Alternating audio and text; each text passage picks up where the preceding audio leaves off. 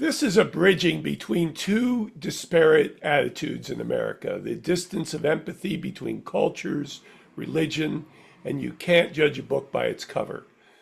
What was the genesis for this idea that you began with a short film as a story to create a bridge? The short film that I wrote way back in 2011 came about because it was the 10th anniversary of 9/11. September. I was writing it, and I was just really disheartened, to say the least, at the resurgence of anti-Muslim sentiment that we were seeing within our country against its own citizens.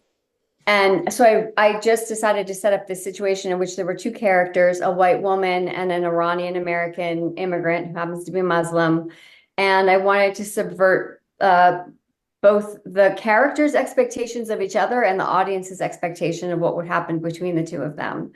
And that short film was very successful at festivals, and resoundingly we heard from audiences like, there is a larger story about these two. What is it?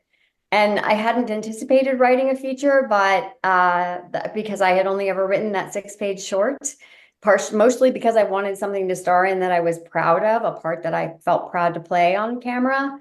And so I set out to figure out how to write a feature. I started studying screenwriting, and that's how it all started. It was very much your comment is so astute, and I appreciate it so much because I really wanted to tell a story that challenged what is unfortunately still, maybe even more so now than when I wrote the short, this notion that we are so different, this divide Yeah. between sides, I guess. Uh, um, I think we're more alike than we know, and the more we can touch base with that, the more we can be in touch with that and open our hearts to it, I think the better off we're going to be as a people. As you know, it's a mission of ours and a priority of ours, and the desire to tell stories in order to bridge divides and get people invested in characters and real life on screen, we think is the most effective way to get us together. Great. And so this was an ideal property to do it with. Deborah, you've lived with this character in your soul for several years now. What was a catharsis in bringing her to life on screen? And what did you give her as a character that connected you both as human beings? So much of Grace's story is drawn from my personal experience. I have suffered that kind of financial hardship. I have lost a home. I've been displaced. I have not known where my next paycheck's going to come from. This comes from, growing up as a child in the Midwest in a small town. And also, unfortunately, my family has been touched by addiction and the opioid epidemic. So those were things that I wanted to weave into the larger story. As an actor, well, the thing about Grace is she's carrying this terrible secret that we won't spill here. Mhm. But I know so many people, including myself, who carry shame or guilt about something that they wish they had done differently in their lives. And I think it's such a universal human experience that I wanted to put her in a situation where other people might be able to, even if they hadn't made the kind of mistakes she did, and that they could recognize what that feels like on a day-to-day basis, how hard we try to outrun those things, and how we ultimately never cannot, and it's always a matter of facing it or else it destroys us. And so there was a lot of catharsis around that in playing her struggle. Well, that's so funny you mentioned that because in many ways, this is a story of secrets. Every character seems to be wrestling with a demon of their own making. What did you want to express about the harboring of secrets that is damaging to these characters' souls? Well, a couple things. It's so true what you said.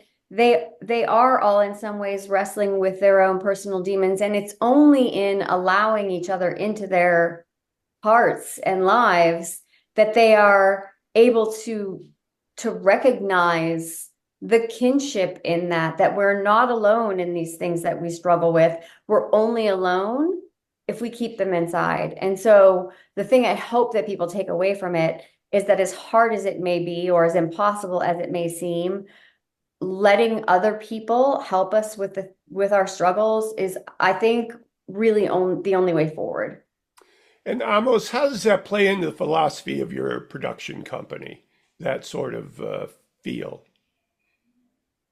Frankly, square in the center. It's on target, and mainly because the depth of the humanity in this movie. You know, that's really what this is about. We are all the same in that sense, and we connect on these human levels that have no name to them. You know, and so the emotion that you feel as you watch this movie, as you relate to the characters and what they're going through, even if you haven't gone through it yourself. I think the performances are powerful enough. The way it's portrayed on screen, I think it brings audiences in, and that's how I want us all to connect with each other is by having a relationship with people on screen that they might not have otherwise. That's just great. Just great. So, Deborah, you had two characters dealing with profound loss, and of course, the issues dealing with that loss. Since mental health is so affected by loss, what shifts in the two lead characters do you think define their individual reactions to it?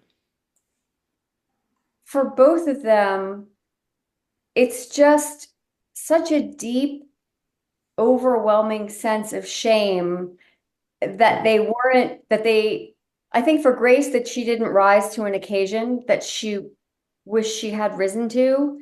And a sense that maybe she never will. She will, on the surface, I think there's a lot of hubris to her. She's going to get things done. She's going to fix the situation, but she is like a duck that's paddling underwater so fast, but you can't see it, but there is like a frenzy inside of her.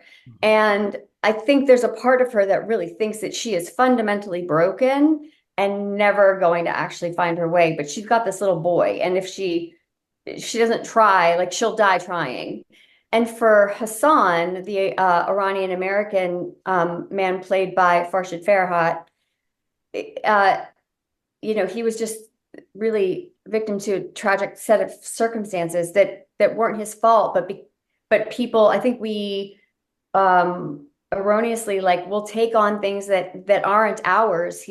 This thing happened to him too. It didn't just happen to the person he cared about, but he is not willing or able to let himself off the hook. And there's kind of there's almost an ego problem to that, and it's again, it's that not letting people help us heal and move on from the thing that is so affecting how we behave in the world. I mean, in some ways, even though the character I play, Grace, is the protagonist, in some ways she's the big bad sometimes. She makes terrible decisions that hurt people. But I'm really interested in flawed characters that have to really work hard to find their way.